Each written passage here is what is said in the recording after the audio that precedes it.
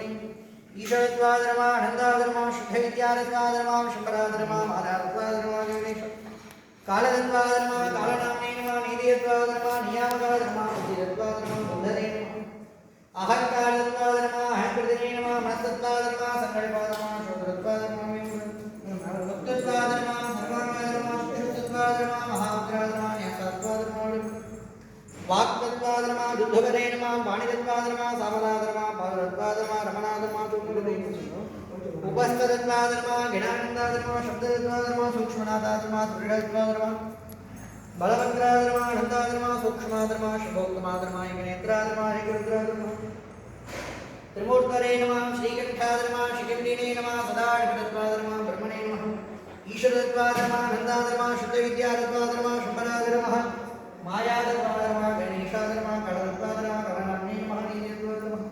नियामकादरमा बुद्धिदत्वादरमा बुद्धरे नमः अहंकारदत्वादरमा अहंकृतिने नमः श्रीमन् मनस्तत्वादरमा संकल्पादरमा श्री ज्ञानगुरवे नमः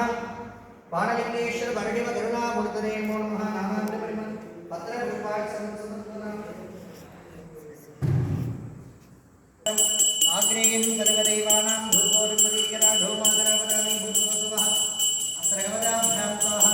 अमृते अमृतानने अमृतोद्भवे अमृतवर्षिणि अमृतं प्रार्थयन् प्रार्थयन् स्वाहामृतं भवतु सर्वम् अमृतोपहारमहानिवेद्यं निवेदनां निवेद्यानन्तरम् आगमनीयं समर्पयामि सुखतोपदारां समर्पयामि